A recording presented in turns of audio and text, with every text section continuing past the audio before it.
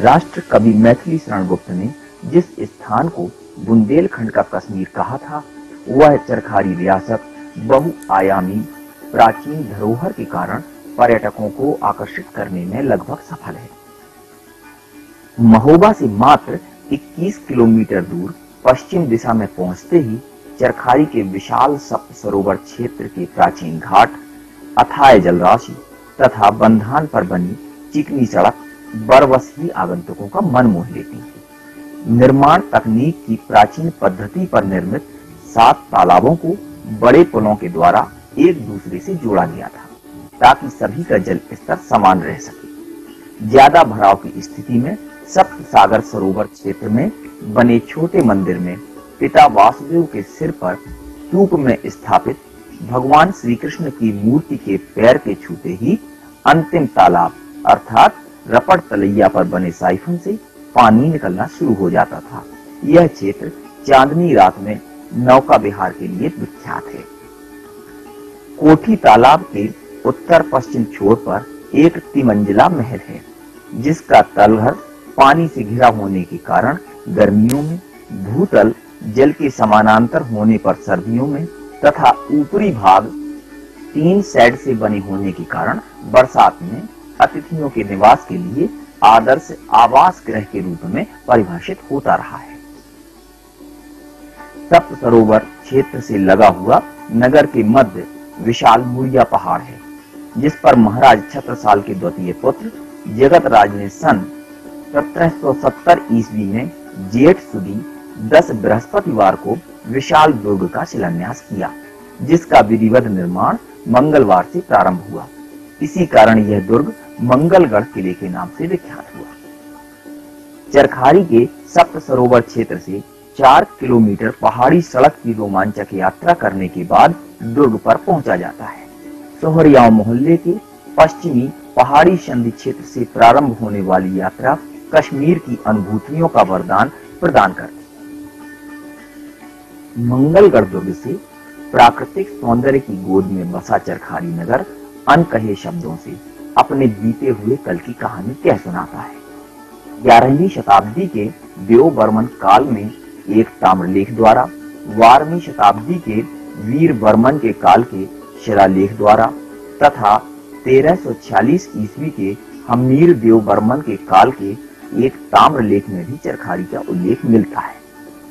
नगर के मध्य भगवान विष्णु के चक्रधारी रूप में स्थापित प्रतिमा से सुशोभित चक्रधारी मंदिर के नाम पर इसे चक्रपुरी कहा गया, जो बाद में चरखारी के रूप में जाना जाने लगा।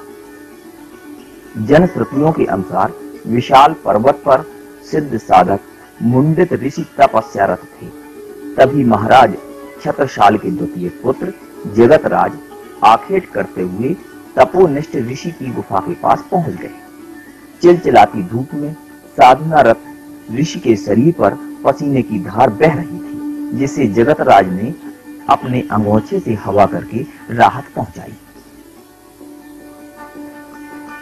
कहा जाता है जगतराज की सेवा भाव से प्रसन्न होकर तपस्वी ने उन्हें संपत्ति का अकूट भंडार प्रदान करके दुर्ग निर्माण, जन कल्याणार्थ कार्य तथा राज्य विस्तार की आज्ञा दी। दुर्ग का निर्माण 4 प्रकोटों में किया गया। बीचों बीच एक राजमहल, अस्थायी राज दरबार, दरबारे खास, रनवास, गुप्त तहखाने, मंदिर, तालाब, सरोवर और भूमिगत सुरंगों का निर्माण निरंतर कराया जाता रहा। प्राचीन संस्कृति को जीवित रखने वाली स्मृतियों के मध्य लोक संगीत का परंपरागत स्वरूप आज भी पर्यटकों को आकर्षित करता है।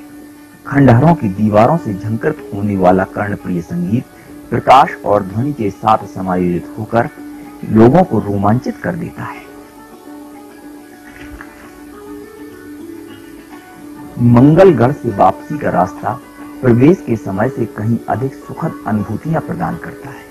रतन सागर, कोठी ताल, विजय ताल, मलखान सागर, रपट तलैया, गोला घाट सरोवर, गुमान सागर, गुलाल सागर, मंडना तालाब, बड़ी बंधी, अर्जुन बांध आदि प्राचीन झीलें, आम बाग उद्यान, गुलाब बाग उद्यान, नजर बाग उद्यान, रायनपुर बाग उद्यान, सहित दर्जनों उद्यान तथा 108 मंदिरों की श्रृंखला आधी दर्जन पहाड़ियों को अपने आगोश में छुपाए चरखारी नगर को परिभाषित कर रही है।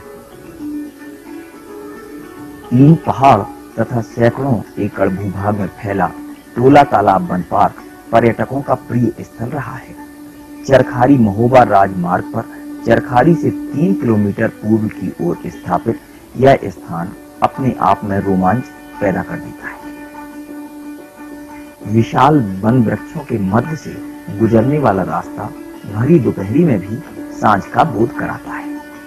3 द्वारों के मध्य से गुजरने वाला जंगली रास्ता कटीली जाली के पार विचरण करते वन्य जीव तथा पक्षियों की स्वर लहरी सहज ही अपने सौंदर्य के बोध से आगंतुकों पर वशीकरण कर देती है।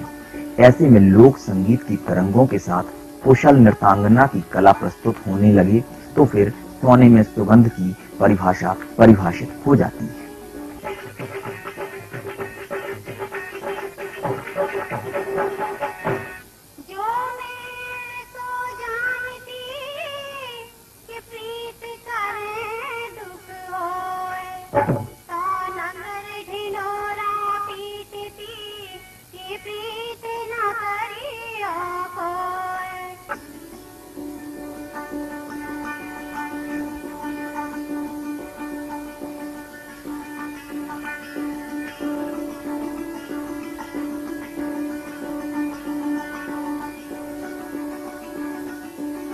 वन पार्क में ही तांत्रिक साधना शक्ति स्थल स्थापित है, जिसे 9 मणि के नाम से पुकारा जाता है। 9 शिवलिंगों की स्थापना विशेष तांत्रिक विधान से रियासत काल में कराई गई थी। 9 मणि के नीचे बने टोला तालाब में नील कमल तो खिलता ही है, साथ ही यहाँ शेर और बकरी के एक साथ पानी पीने की घटनाओं का उल्लेख बुजुर्गों द्वारा किया जाता है।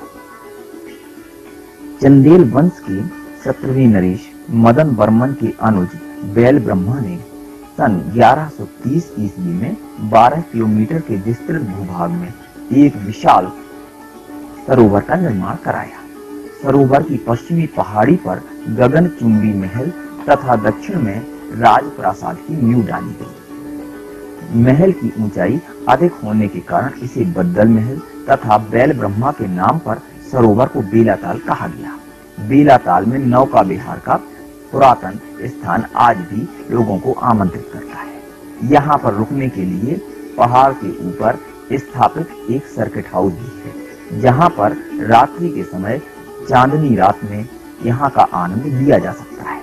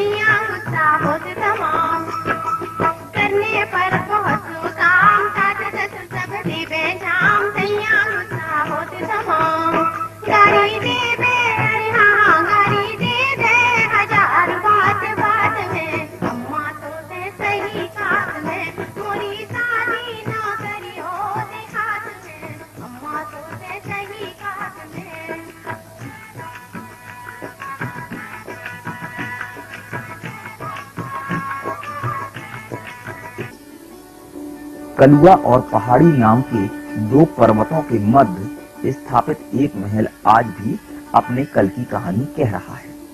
चक्रवर्ती महाराज छत्रसाल के पुत्र जगतराज ने इस महल को अपने सेनापति रायमन दउआ के लिए निर्मित कराया। कलुआ और पहाड़ी को मिलाकर इस स्थान का नाम कालांतर में कुल पहाड़ पड़ गया और यह महल सेनापति महल के रूप से जाना जाने लगा।